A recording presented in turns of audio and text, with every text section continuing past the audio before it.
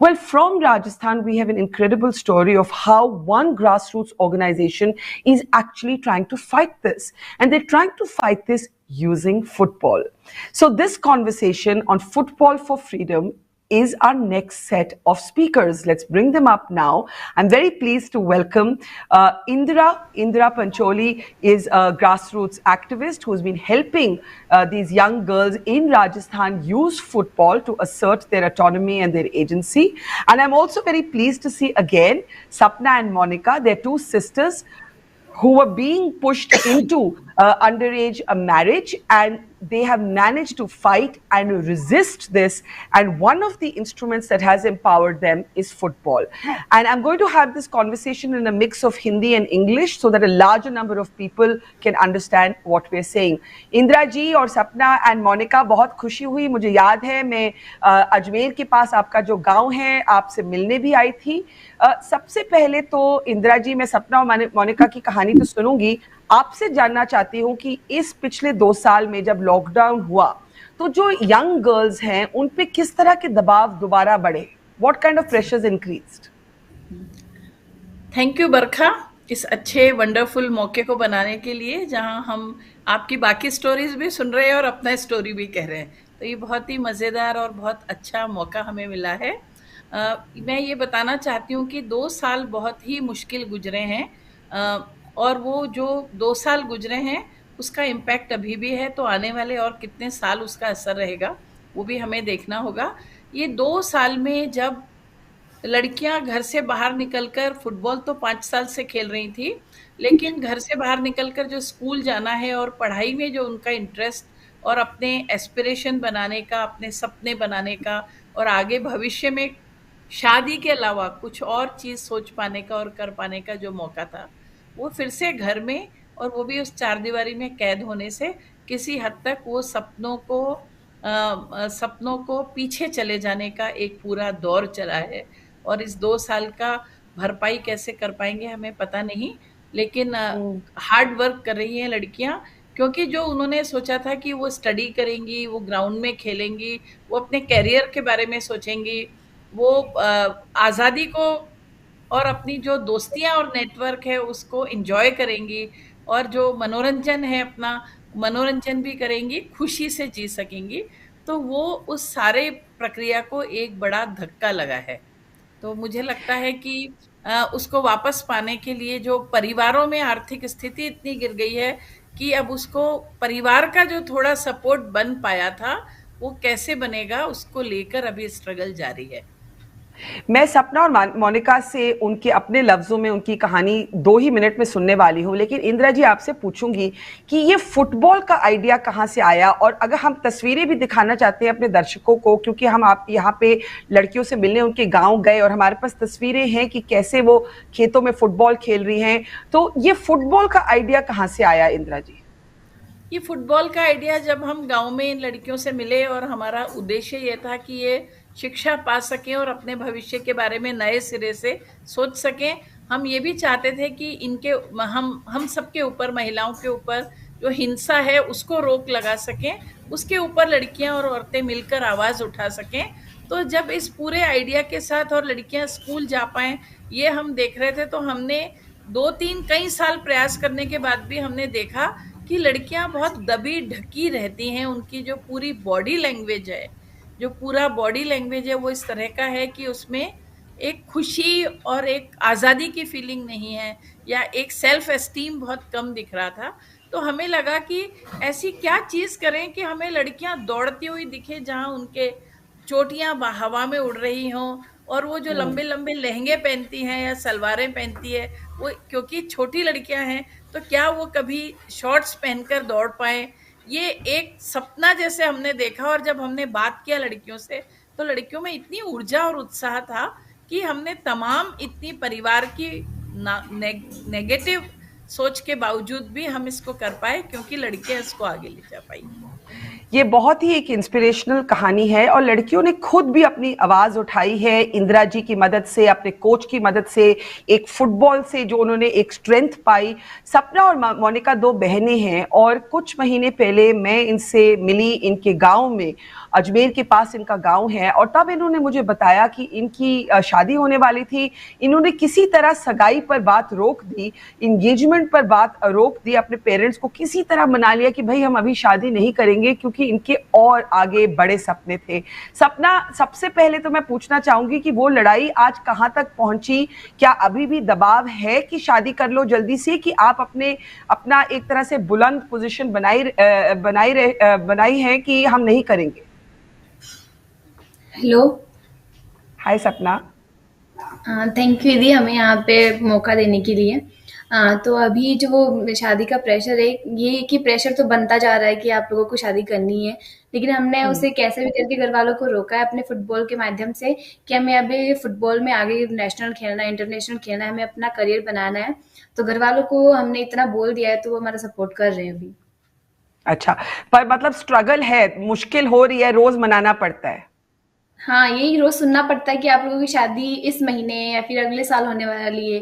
तो थोड़ा माइंड में ऐसा रहता है कि हम डिप्रेस्ड है, ऐसा लगता है मुझे कभी कभी। लेकिन घर वाले बात मान रहे हैं, हम लोग अपनी लड़ाई लड़ रहे हैं।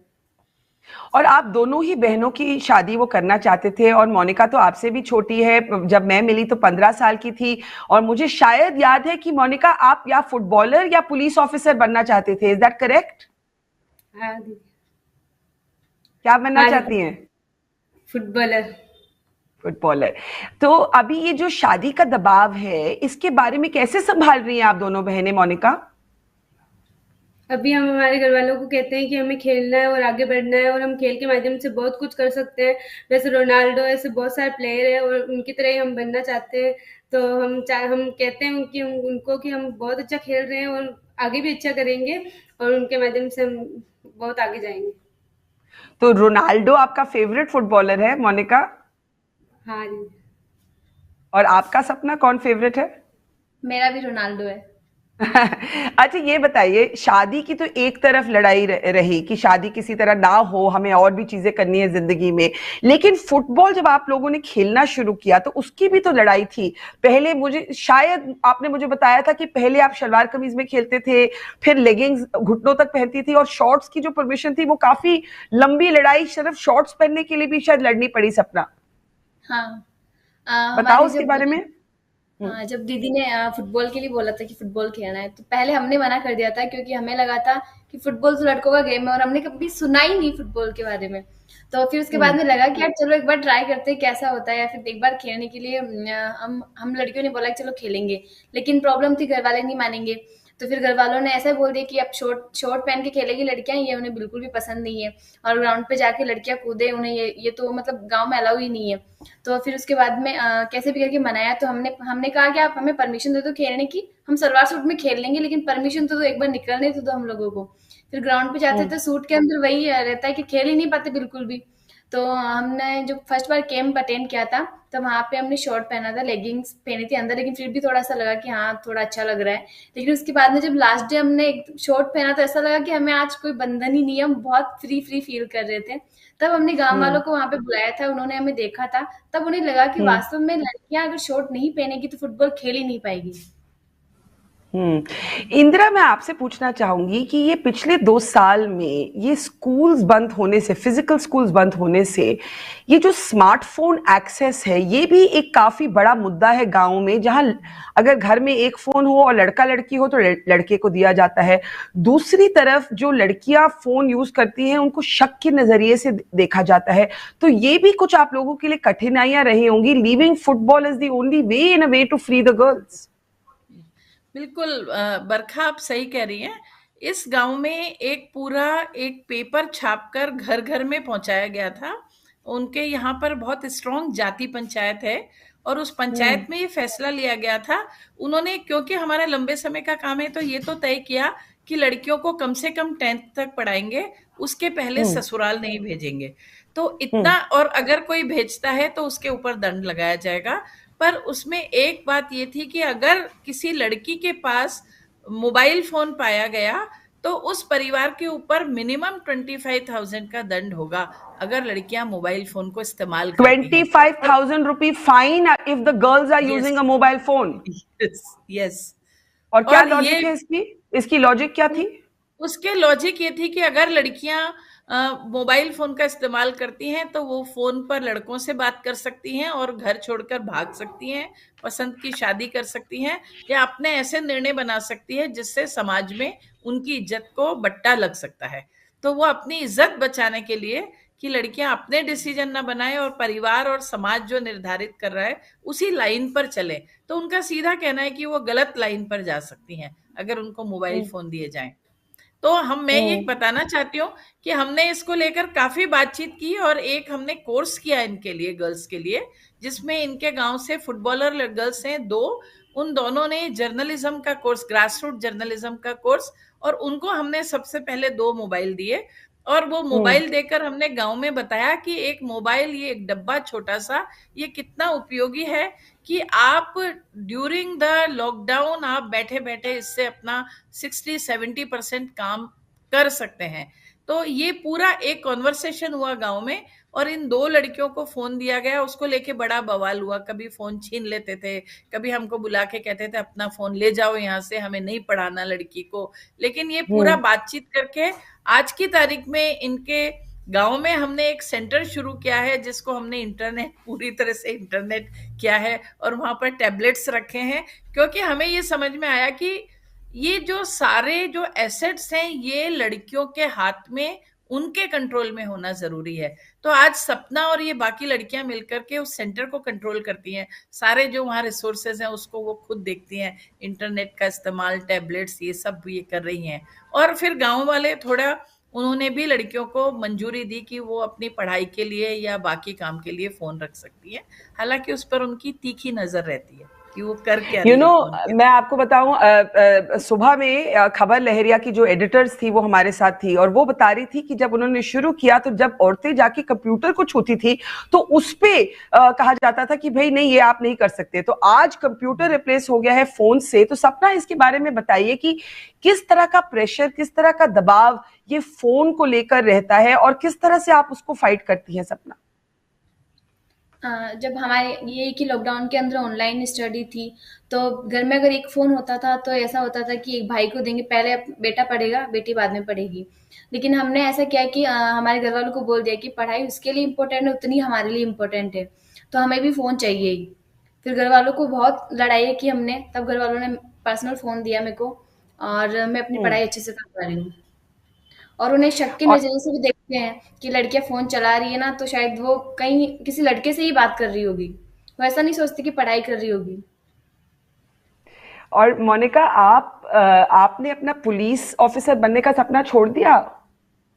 नहीं, पहले तो फुटबॉलर ही है कि फुटबॉलर बने, फिर बाद में नहीं बने तो फिर पुलिस तो बनेंगी। अच्छा, तो मुझे एक आप दोनों लड़कियां बताइए कि ये जो अभी तक जो शादी का मामला है वो कहाँ पर है आप दोनों के लिए? मतलब ऐसा हमने घर वालों से सुना है जैसा कि हमारी शादी कभी भी हो सकती है, तो हमने बस ऐसे करते जा रहे कि इस महीने नहीं करना, फिर ऐसे हम टाल रहे हैं बस शादी को।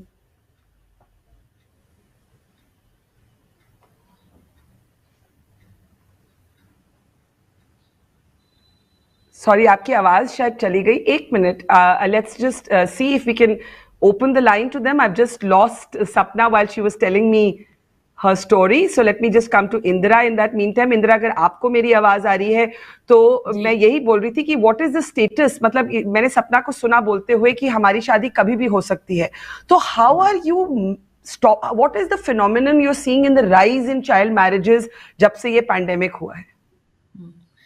इसमें कुछ तो राइज हुआ है चाइल्ड मैरिज को लेकर, क्योंकि परिवारों को ये लग रहा है कि अब क्योंकि वो उनके जो बाकी के एस्पिरेशंस थे जिसमें उनको कुछ हुनर सिखाना है, किसी तरह के स्किल ट्रेनिंग में डालना है, उतना पैसा खर्च नहीं कर सकते, तो ये बड़ी मुश्किल से अपने स्कूल कॉलेज जा पा रही हैं, जिसमें इनका, हालांकि ये लड़कियां ने बहुत अच्छा इन दोनों ने किया है अपने स्कूल में, और इनको अभी अभी 1 लाख रुपए का गार्गी पुरस्कार राजस्थान सरकार से मिला है, क्योंकि जैसे सपना 94% इसका इतना स्कोर इंक्रीज हुआ जब से ये फुटबॉल खेल रही है तब से।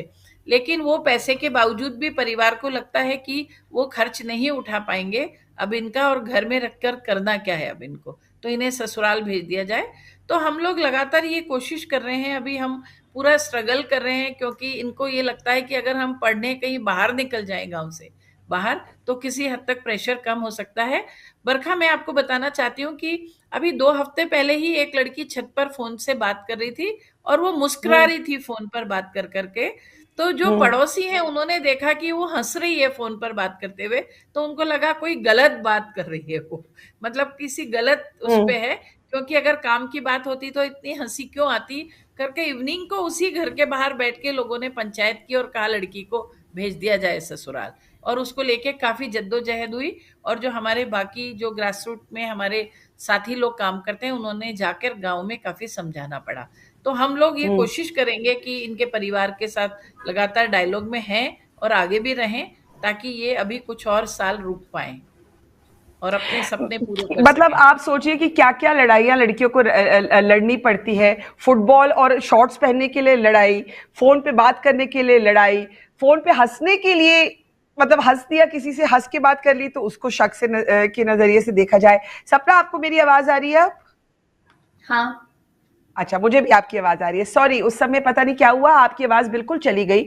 आप कह रही थी कि कभी भी मेरी शादी किसी भी वक्त हो सकती है, तो आगे बढ़िए कि उसको रोकने की क्या, मतलब आप मम्मी ज्यादा प्रेशर डालती हैं कि पापा ज्यादा, कि बड़े बुजुर्ग जो है?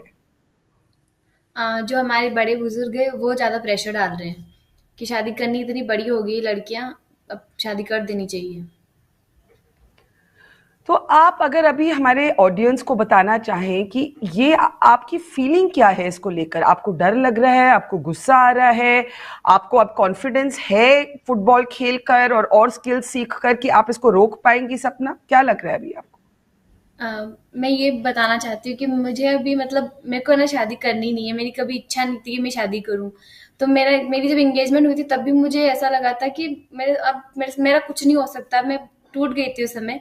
लेकिन फिर बाद में मुझे थोड़ा-सा लगा कि नहीं, मैं भी रोक सकती हूँ शादी तो।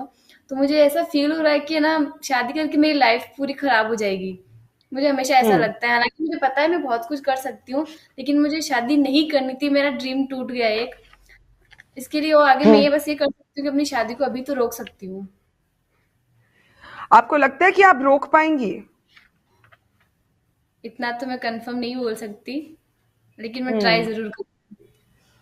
और मोनिका, आप तो सपना से भी छोटी हैं, सपना is the leader of the family. आपके मन में क्या है अभी? आपकी उम्र अभी क्या है? I you 15 when I met you, अभी क्या उम्र है आपकी? 16 साल। 16 साल। तो अभी आपके मन में मतलब डर है, गुस्सा है, क्या क्या फीलिंग है? मैं भी चाहती हूँ कि मेरी शादी ना हो, और अभी मैं 16 साल की हूँ और ये मुझसे बड़ी है, तो इनकी शादी अब हो रही है, तो मैं चाहती हूँ कि मेरी शादी कम से कम इतनी छोटी उम्र में तो ना हो, और मैं भी कोशिश करूँगी मेरी शादी रुक जाए। It's actually so tragic in a way and yet it's a story full of hope. Indira, मैं आपसे पूछूंगी कि अगर हम फुटबॉल पे वापस आए, the girls are playing tournaments, उनके मैचेस भी चल रहे हैं, थोड़ा लॉकडाउन अब खुल गया है, आपको थोड़ा एक ऑप्टिमिज्म वापस आ रहा है कुछ, कि ये फुटबॉल के जरिए आप इन लड़कियों को, सपना मोनिका जैसे लड़कियों को, एक नई जिंदगी दे पाएंगी? हम्म, बिल्कुल, हमें पूरी पूरी होप है, क्योंकि हम लोग इस कोशिश में हैं कि सपना कम से कम एक अच्छी डी लाइसेंस वाली कोच बने। और अरे क्योंकि वाओ! सपना, और राजस्थान में ओनली 2% है जिनके पास डी लाइसेंस है, और ग्रास रूट लाइसेंस वाले 5 कोचेस हैं केवल जो लाइसेंस शुदा खिला सकते हैं। तो हमारी एक बातचीत चल रही है, हमें उम्मीद है कि 2022 में अगर ये 6 लड़कियां डी लाइसेंस वाली कोच बनती हैं, तो इनके और इनके आसपास के गांव में एक ऐसा माहौल बनेगा जहां पर इनके फेवर में या शादी के, जल्दी शादियां करने के ऊपर लोग सोच विचार करेंगे। तो अभी ये इनका स्टेज ऐसा है कि जहां ये कहीं पहुंच नहीं गए हैं, तो परिवार जब देखेंगे कि लड़कियां कहीं पहुंच रही हैं, तो उसकी वजह से उनका माइंडसेट बदल सकता है। हाँ, फुटबॉल में अभी काफी तेजी आ गई है, और ये सपना वगैरह खुद आसपास के इन्होंने 2 और गांव में खुद ने जाकर के लड़कियों को तैयार किया है और वहां खेल शुरू किया है। और वो ऐसे गांव हैं जहां की लड़कियां इनके गांव की बहू हैं, लेकिन वो आके इनके ग्राउंड में खेल रही हैं।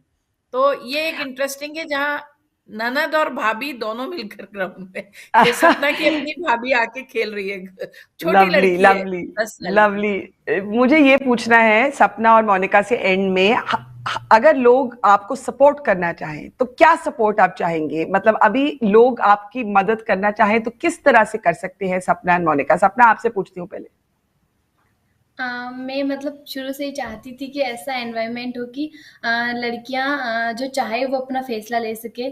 तो मेरा बस लोगों से यही है कि आप लोग हमारा सपोर्ट कीजिए, लड़कियों को इतना आगे बढ़ाने के लिए कुछ कीजिए, ताकि हम लोग भी अपनी आवाज उठा सके कि हमें शादी नहीं करनी है, तो हम लोग हमारी बातों को वैल्यू दे कि हाँ ये लड़कियां नहीं करना चाहती हो तो नहीं करे। मोनिका?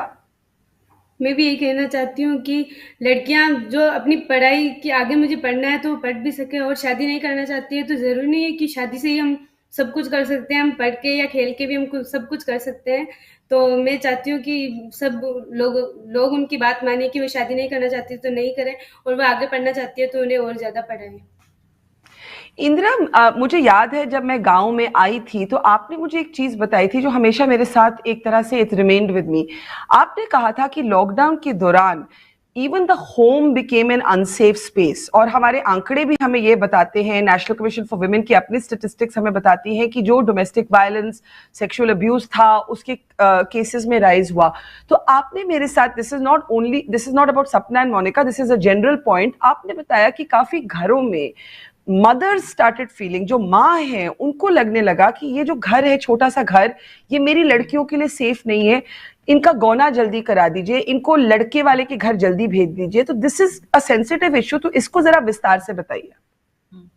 इसमें कई सारी चीजें हैं घर में। जैसे पूरा दिन अगर पुरुष घर में हैं तो एक तरह से वो सपना जैसी लड़कियों की माएँ जो हैं उनके साथ हम्म। लगातार एक सेक्स का डिमांड रहता है।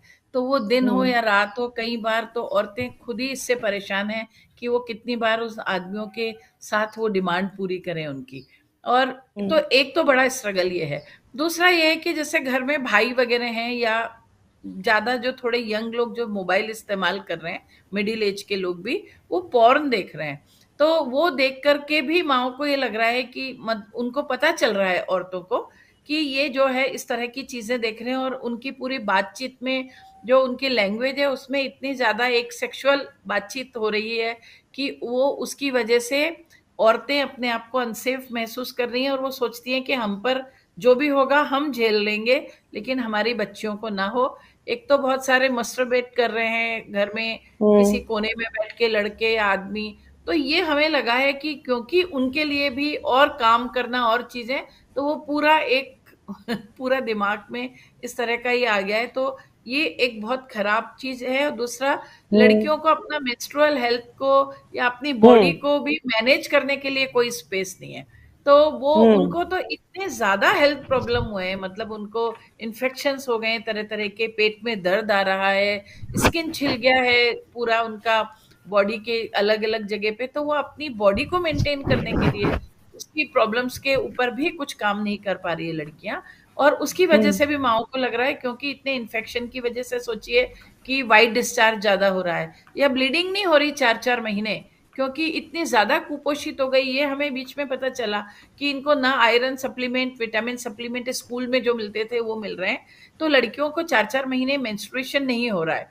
तो माओ को ये चिंता हो रही है कि लड़कियों ने कुछ गड़बड़ तो नहीं कर लिया है कहीं जाकर कि इनको मेंस्ट्रुएशन नहीं आ रहा। ये तो हमें तब पता चला जब ये पूरा ग्रुप लड़कियों का आया और हमने गायनेकोलॉजिस्ट को दिखाया, तो हमें पता चला और इनका पूरा ब्लड सैंपल लिए कि इनका कुपोषण है और इनका जो है ये तो बहुत आप कह रही हैं कि रक्त। बिकॉज इनको खाना नहीं दिया जा रहा था, विटामिन नहीं मिल रही थी, आयरन नहीं मिल रहा था, it was affecting their menstrual health.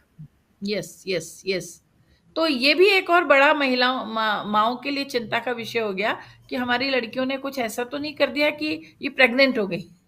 तो जब इनका बात को मान नहीं रहे थे, तो ये एक और उनका चिंता की बात थी। और ये भी बात सही है कि लड़कियों के ऊपर जो इनके क्लास के जो बॉयज थे, फ्रेंड्स थे, उनका बहुत प्रेशर था कि वो बात करें, बाहर मिलने आए।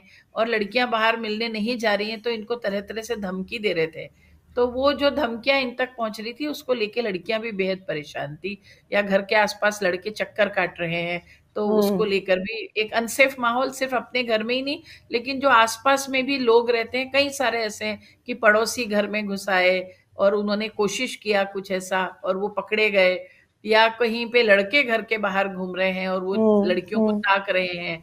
तो इस तरह से ओवरऑल वायलेंस, मतलब घर के अंदर, घर के बाहर, गांव के अंदर, सब तरफ काफी खराब माहौल, अनसेफ माहौल हो गया था। सपना और इसीलिए इसीलिए सॉरी, लड़कियों के हाँ, पास, क्योंकि अपने कोई साधन नहीं थे कि वो किसी को फोन उठा के कहें कि ये माहौल है और इसमें हम क्या कर सकते हैं, तो पूरा हमने जो ग्रासरूट जर्नलिज्म शुरू किया कि ये 5 मुद्दे इनको समझ में आ जाएं कि बात कहाँ उठाई जा सकती है, इश्यू को उठाएं कैसे। तो ये कम से कम ये 4-5 मुद्दे इनको समझ आ जाएं, और फोन इनके पास हो, अगर कॉमन फोन भी हो, कि लड़कियों को पता है कि हम सब लड़कियों के बीच में कॉमन फोन किसी पर्टिकुलर लड़की के पास रखा है, वो वहां जाकर फोन कर सकती हैं किसी को बाहर। तो ये इसलिए पूरा एसेट इनके हाथ में हो जिसका ये उपयोग कर पाए इतने मुश्किल समय में, ये हमारी बहुत बड़ी लर्निंग रही। आखिर में मैं सपना और मोनिका से बोलना चाहूंगी कि आपकी उम्र की जो लड़कियां हैं जो आपको आज सुन रही हैं, आप उनको क्या बोलना चाहेंगी? मोनिका, पहले आप। मैं उनको बोलना चाहूंगी कि वो भी, उनके ऊपर शादी का दबाव है तो वो भी शादी ना करे और घर वालों को समझाए, और वो भी जो खेलती नहीं है वो खेलना शुरू करे, और जो पढ़ती नहीं है वो भी आगे पढ़ाई करे। जिनका खेल में इंटरेस्ट है वो खेल खेले, जिनका पढ़ाई में इंटरेस्ट है वो पढ़ाई करे। सपना, हाँ, आप। मेरा ये कहना है कि सारी गर्ल्स, आप जितना सहन करोगे किसी चीज को, किसी हिंसा को, किसी दबाव को, आपको उतना झुकना पड़ेगा। इसलिए आप झुके नहीं, ताकि आप लोगों में हिम्मत होगी और आप अपने सपने पूरे कर पाओगे। मैं सिर्फ आप लोगों की एनर्जी और ऑप्टिमिज्म और गुड स्पिरिट्स, गुड चेयर को अपलॉड करना चाहती हूँ, लेकिन इंदिरा जी को और उनकी संस्था को भी धन्यवाद देना चाहती हूँ कि आपने एक इतना इमेजिनेटिव अप्रोच, मतलब लेक्चरबाजी ना करके football as a weapon of freedom, instrument of freedom ढूंढा। इसके लिए आपको भी एक तरह से बहुत बड़ा थैंक यू देश के लोगों की तरफ से। एंड सपना एंड मोनिका, आई होप कि आपको अपनी आजादी, अपनी जिंदगी जीने की आजादी मिल पाए और आपकी जबरदस्ती अंडर एज शादी ना की जाए और आप अपने सारे ही सपने पूरे कर पाए। Thank you Indira ji, and thank you Sapna and Monica. Take care. Thank you Barkha. Thank you.